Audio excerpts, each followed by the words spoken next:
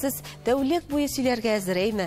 Аларның һәммәсен сез менә шундый якын итеп, уч төбендә үстерәсез. Менә аларга әлбәттә төпле киңәшләрегез сәнгать юлында да ярдәм итә торгандыр. Бүгенге көндә гомумән эстрада турында төрле фикерләр яңгырый, яшь җырчылар турында төрле фикерләр яңгырый. Ә менә студентлар турында нәрсә әйтә аласыз?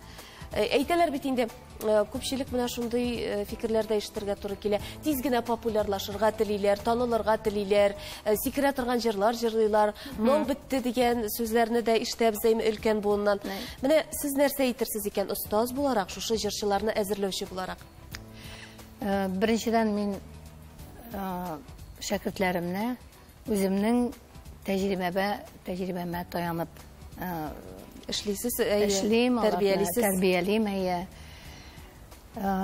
Мин алар өчен бер тере мисал. Мин үземнең Йолдызлар фабрикасы проекты оештырган идем. Шунда алар минем сәхнәдә эшләвемне алар күрделәр. Мин анда булдым.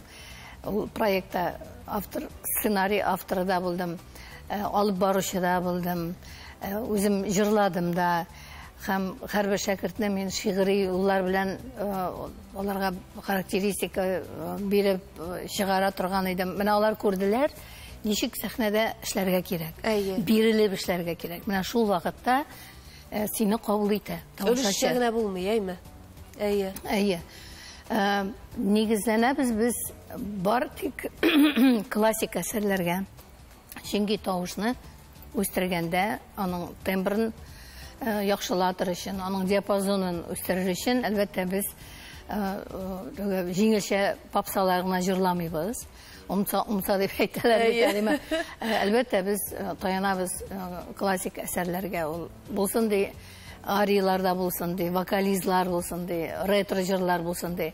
Менә шулай без тәрбиялибез үзебезнең шәкертләрдә зауыклы, шундай зауыклы җырчылар булсын дип, затлы җырчылар булсын дип, төрле попсаларга бик каты ияреп китмәсеннәр дип, без менә шундый аларда формалаштырабыз, шушы өлкәдә эшләп аларны. Шулай ук. Дөрес, хәзер яшьләр бик тиз популяр буласылары килә. Ул да бик мөмкин. Безнең студиялар бар, андай булмаган тавышны да матурлатып, аннары клиплар ясап, ротацияга биреп, әлбәттә бар ул безнең әйтегендә тәҗрибәдә бер көн эчендә популяр булып киткән җырчылар бар. Ләкин вакытлыча, әлбәттә. Чөнки тиз генә bir bulasın икән вакытлыча бер популяр, аннары барыбер халык күңелен, халык йөрәген яулар өчен ул бер генә җыр җитми. Анда кирәк бик күп еллар хезмәт итәргә, халыкка ихласлык кирәк. Минем таләп менә сәхнәдә барыбер җырчыларның ясалмалык булмаска тиеш. Кылану булырга тиеш түгел. Ул менә ихлас, ул сүзгә бирелеп, менә барыбер актерлык, менә мин әйтеп киттем, безне формалаштырыр өчен төрле безнең әйтегендә курслар, алар узалар, актерлык курсларын узалар, бию курсларын. Алар менә барысы да җырда, барысы да гармониядә булырга тиеш.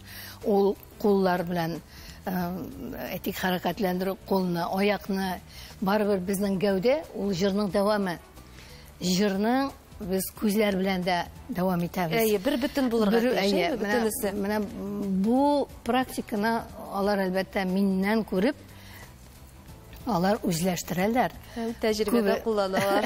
Әлбәттә, һәм менә бит аның нәтиҗәсе дә бик матур. Бу бит мактаулы исемнәр, республикабызның албәт бер көн эчендә генә алар алмыйлар.